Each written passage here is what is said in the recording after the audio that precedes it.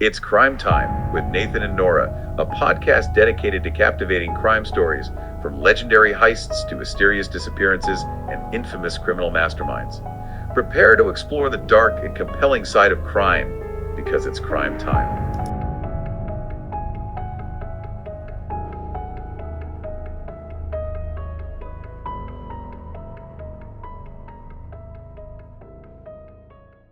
All right, let's dive into this Black River killer case, huh? It's a real doozy. Oh, yeah. Yeah. So we're going to try to get to the bottom of this one. It's pretty complicated. So luckily, got an expert here to help us sort through all the details. Absolutely. Why don't we start off by just painting a picture of where this all went down? Okay. St. Mercy, Louisiana, right on the banks of the Black River. A town as quiet and still as the river that runs through it. Well, at least it used to be. Yeah, until the mid-90s when, well, things took a turn for the worse. Yeah, 1995 to 2002, that's when the nightmare began. A string of murders, 8 in total, all found along those same riverbanks. And the creepiest part, each victim with a playing card resting on their chest. Like, come on, it's straight out of some kind of horror flick, right? Yeah, that was the killer's calling card. A grim signature that sent chills down everyone's spine.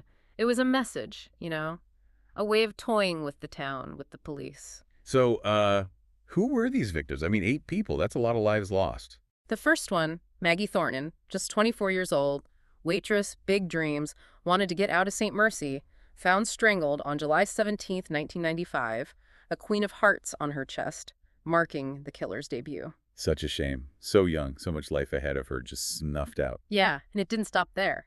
2 months later in September, Derek Evans, a traveling salesman passing through town, met the same fate throat slit, a joker card left behind. So 2 murders in just a couple months must have had the whole town on edge. Did the police have any clue who they were dealing with? Not really. They looked into Maggie's ex, anyone who might have crossed paths with Derek Evans, but nothing concrete. It all just went cold, leaving St. Mercy in a state of perpetual fear. And I'm guessing that fear only got worse as more bodies turned up. Sadly, you're right. Over the next 7 years, 6 more victims. Oh, man. April 1996, Whitney Clark, a school teacher, engaged to Deputy Ray Winters, a close associate of Sheriff Wallace Grayson. Okay. Brutally murdered, blunt force trauma, her engagement ring was gone. The missing ring makes you wonder if it was personal or just another piece in the killer's twisted game. Yeah, investigators definitely considered that, but as the body count rose, that playing card motif became the focus. Right.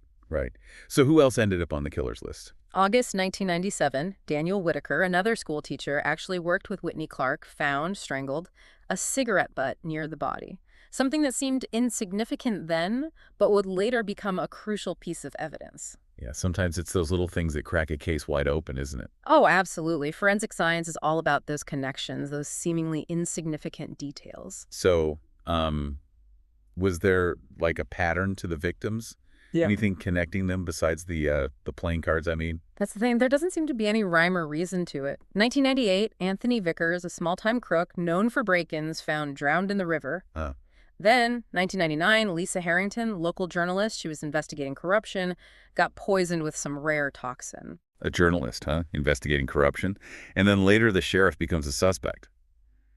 Man, it's like something out of a movie. Truth is often stranger than fiction, isn't it? Lisa's death added a whole other layer to this thing. Made people wonder if there was something bigger going on, something more sinister. Okay, so we got a waitress, a salesman, 2 teachers, a thief, a journalist. Who else fell victim to this Black River killer? 2001, Richard Stokes, former deputy, forced to resign, nobody really knows why, found shot in the head. Yikes. And finally, 2002, Marie Delgado, college student, home for the summer. The killer's last victim, multiple stab wounds, absolutely brutal. 8 victims, 8 playing cards, and a whole town living in fear.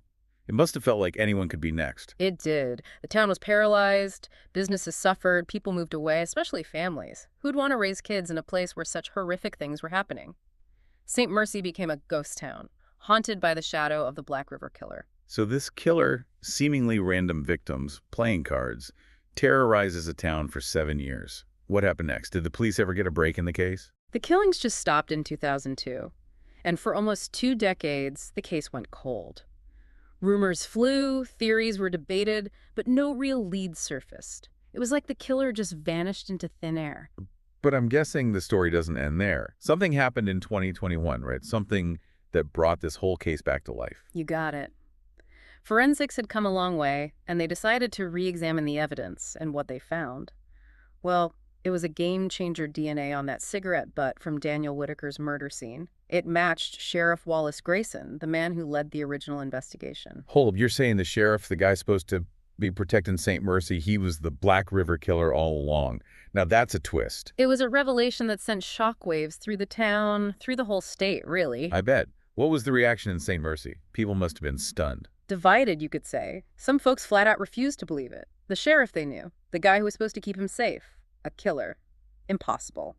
Others, though, they pointed to those whispers that had always surrounded Grayson. Rumors of corruption, shady dealings. Sounds like there was a lot more going on in that town than met the eye. So what happened after they arrested Grayson? Did he confess? Not a chance. He swore he was innocent, claimed he was being framed. His lawyer argued that the DNA was unreliable, could have been contaminated since Grayson was all over those crime scenes back in the day. Yeah, contamination's always a possibility. Did they have anything else on Grayson besides that cigarette butt? Well, during a search of his place, they found a deck of cards in his attic up in the rafters. 8 cards were missing. And guess what? Those missing cards, they matched the ones left on the victims. That's pretty hard to explain away. What did Grayson's lawyer say about that? Planted, they said. Someone was trying to frame him.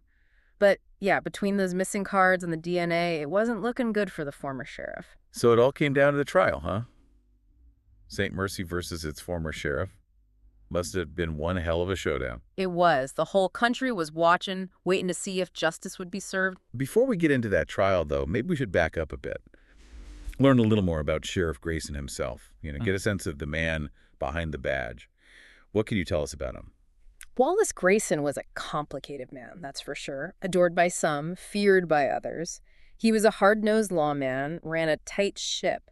But there were always these stories, whispers about his methods, about things he might be involved in, things that weren't exactly by the book. What kind of things are we talking about? Drugs?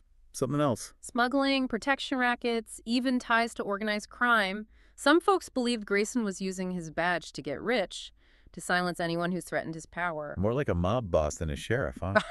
Did anyone ever try to, expose him before this Black River killer stuff came out? There were a few brave souls who tried to dig into Grayson's past, but they often hit a wall. Intimidation, threats, even worse.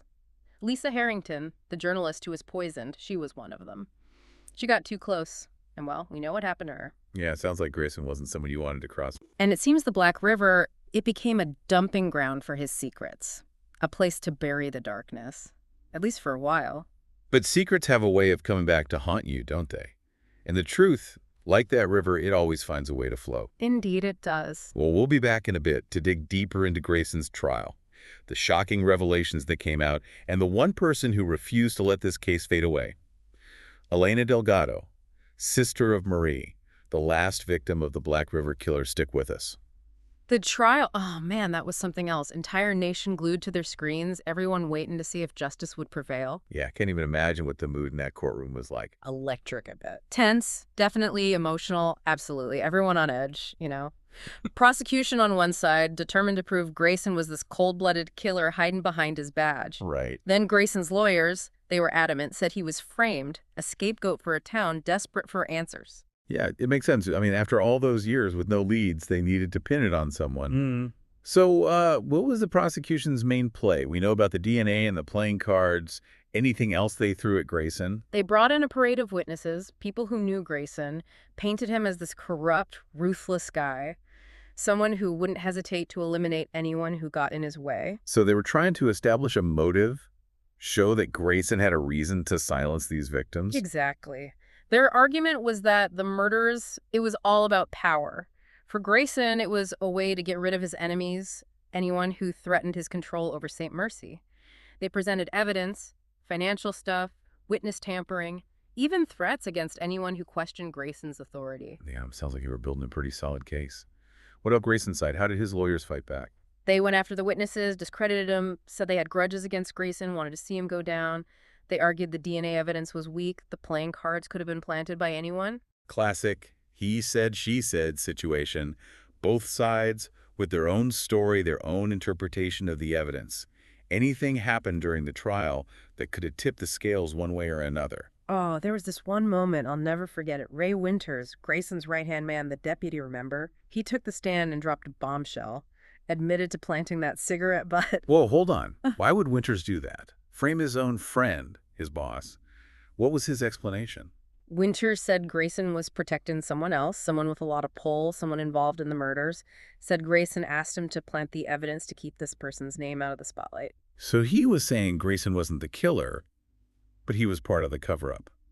Did Winters say who this mystery person was? He started to, but before he could spit out a name, he was found dead in his cell.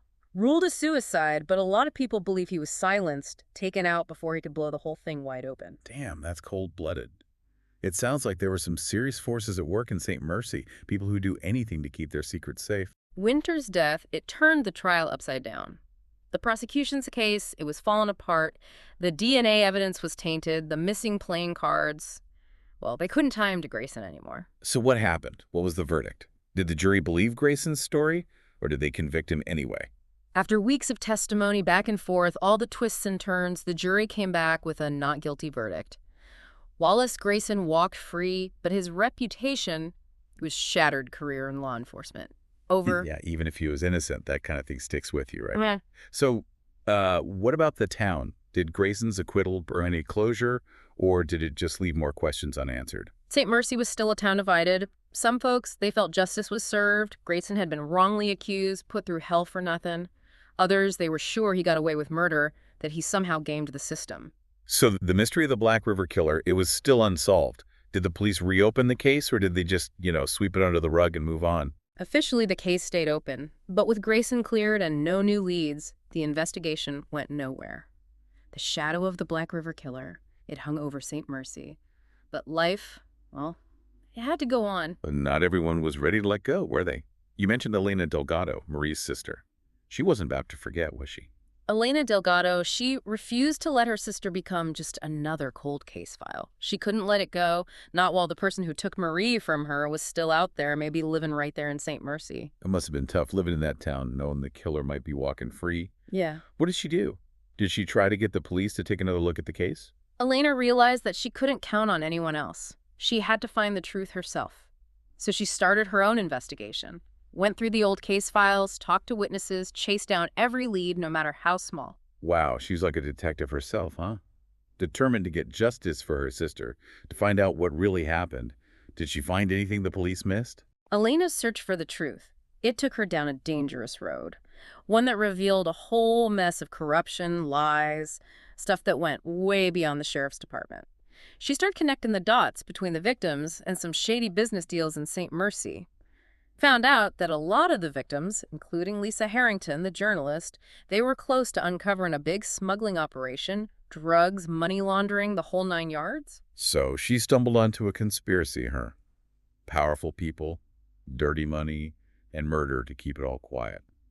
Sounds like something out of a thriller. Did she have any names, any idea who was behind it all? Her investigation, it led her to this guy named Victor Langston, a recluse, lived out in the swamps. He was a suspect in the original investigation, but Grayson cleared him, said there wasn't enough evidence. Elena, she figured Grayson was protecting Langston. Maybe he was the one doing the killing for this whole criminal network. Going after Langston, that was a risky move, wasn't it? This guy could have been dangerous, and she was on her own. No backup. What happened when she found him? When Elena got to Langston's cabin, way out in the middle of nowhere, she found him dead. The circumstances, they were pretty mysterious. But inside the cabin, she found something chilling. A bunch of playing cards, they matched the ones left on the victims.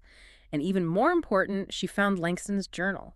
Wait, so she finds proof Langston was the killer, but he's already dead. Man, this just keeps getting crazier. What was in the journal? Did it say why he did it? Who put him up to it? Langston's journal, it was a gold mine. Not only did it describe the murders, the playing cards, the whole thing, but it also made it clear he wasn't alone. There were names in there, dates, financial records, all pointing to a bigger conspiracy. Some of the names, they were big shots in St. Mercy, people with power and influence. So Elena had the truth, the whole story of the Black River Killer. It wasn't just some lone wolf. It was a whole damn system, rotten to its core, protecting the guilty and crushing anyone who tried to expose them. What did she do with this information? Did she go to the police? Elena knew she had to be careful. This was dangerous stuff. She went public, wrote a series of articles, laid it all out. The conspiracy, the names, the evidence. Her articles, they blew the lid off St. Mercy, forced the authorities to reopen the investigation into the Black River killer. Elena Delgado, she's a hero, putting her own life on the line to bring the truth to light. Did her actions lead to any arrests, any convictions? Alina's revelations, they caused a major scandal in St. Mercy. Some of the people she named, they faced charges, but a lot of them, they were too powerful, too well connected. They got away with it. The full story, who all was involved, we may never know. Yeah, it's frustrating, but it happens all the time, right? Corruption's a tough nut to crack. So with all that, what about Claire Mathis, the journalist who was killed while looking into the Black River killer case? Did they ever solve her murder? Any connection to the original killings or to this conspiracy Elena uncovered? Claire Mathis's murder, sadly, it's still unsolved. Elena's investigation exposed the Black River killer and the conspiracy, but there's nothing to suggest Claire's death was directly tied to it. It's a tragic reminder that some stories, they don't have a neat ending, and the search for truth can come at a high price. Indeed. It makes you wonder, are there still secrets hidden in St. Mercy? Will we ever truly know the full story? We've talked about the victims, the suspects, the conspiracy, but what about those playing cards? They're such a strange detail, so specific and creepy. Any thoughts on why the killer used them, what they might represent? Those playing cards, they're a real head-scratcher. One of the biggest mysteries of this whole case. Some experts, they think it was about power, a way for the killer to control the situation, to mess with the investigators. Others, they think those specific cards, they might have a deeper meaning, a code maybe, something we haven't figured out yet. Almost like the killer wanted to leave a message, but we just don't speak the language, right? Any patterns in the cards they chose? There are some interesting observations, but nothing definitive. Like, a lot of the victims connected to the sheriff's department, they got court cards, king, queen, jack, maybe a symbolic attack on authority. And Claire Mathis, she got the king of diamonds, the highest card in a lot of games. Could be the killer saw her as the biggest threat of all. Chilling, man. Really chilling. It just adds to the whole mystery, the psychological puzzle of this case. It does, and it shows how complicated this whole thing is. We might never really understand what drove the killer, the hidden meaning behind their actions. So where does that leave us? What are the main takeaways from our deep dive into the Black River killer case? I think it shows us that things aren't always what they seem. Even in a small town, a quiet place like St. Mercy, there can be dark things hidden just below the surface. This case, it's a tangled mess of corruption, violence, unanswered questions. But it's also a story about strength, about one person's will to uncover the truth. Elena Delgado, she wouldn't let her sister be forgotten, and in doing so, she exposed a conspiracy that might have stayed hidden forever. Elena Delgado, she's an inspiration for sure. So, what would you say is the biggest impact of the Black River killer case? How did it change things? For St. Mercy, it's a legacy of loss, but also a chance for a fresh start. The town was forced to face its demons, to admit that things weren't as perfect as they seemed. The scars are still there, but there's hope too, a determination to build a better future, a future free from the shadows of the past. Powerful stuff, man. It reminds us that even in the darkest times, there's always hope for change, for justice. As we wrap up our deep dive, what's the one question you'd want our listeners to think about? I'd ask him this: how do we find the balance between seeking justice and accepting that some things we may never fully understand? The Black River killer case, it's like a lot of real-life mysteries. The answers aren't always clear-cut, tied up in a neat little bow, but that doesn't mean we should stop searching for them. It's a challenge, no doubt, but an important one. We might not always get the closure we crave, but the pursuit of truth, the search for answers, that's what matters. That's what keeps us going. Well, thanks for joining us on this journey into the heart of the Black River killer case. We'll be back soon with another deep dive into the mysteries that shape our world. It's kind of unsettling, even after all Elena uncovered, there are still loose ends. Like Claire Mathis's murder, still unsolved. Makes you wonder what else might be hidden in St. Mercy. Yeah, and the timing of Claire's death, that's what gets me. It happened after the initial spree, after Grayson was already locked up, throws a wrench in the whole timeline, the whole motive thing. Was it about protecting the conspiracy or something else entirely? We just don't know. We've talked about the conspiracy, the victims, the suspects, but I keep coming back to those playing cards. Such a bizarre detail, so deliberate. Any insights into why the killer used them, what they might symbolize? Honestly, the playing cards, they're one of the biggest enigmas of this whole case. Could be a power play, a way for the killer to assert control over the victims, over the investigation. Some folks think those specific cards hold a hidden message, a code we haven't cracked. Like the killer wanted to be understood, but we're missing the key, huh?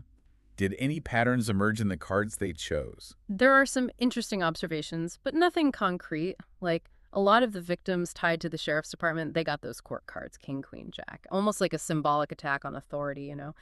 And Claire Mathis, she got the king of diamonds, the top dog in many card games. Maybe the killer saw her as the ultimate threat, the one who got too close. Man, that's a chilling thought. Sends shivers down my spine. It just adds another layer to this whole twisted puzzle. It does, and it highlights just how complex this case really is. We might never fully grasp the killer's motives and deeper meaning behind those cards. So where does that leave us? What have we learned from our deep dive into the Black River Killer case? I think it serves as a powerful reminder that even in those quiet small towns, darkness can lurk beneath the surface. This case, it's a twisted tale of corruption, violence, and questions that may never be fully answered. But it's also a story of resilience, about the power of one person's unwavering pursuit of the truth. Elena Delgado, she refused to let her sister's memory fade, and in doing so, she exposed conspiracy that might have remained hidden forever. Elena's a true inspiration, no doubt. What would you say is the lasting impact of the Black River Killer case? For St. Mercy, it's a legacy of loss, but also an opportunity for growth, for change.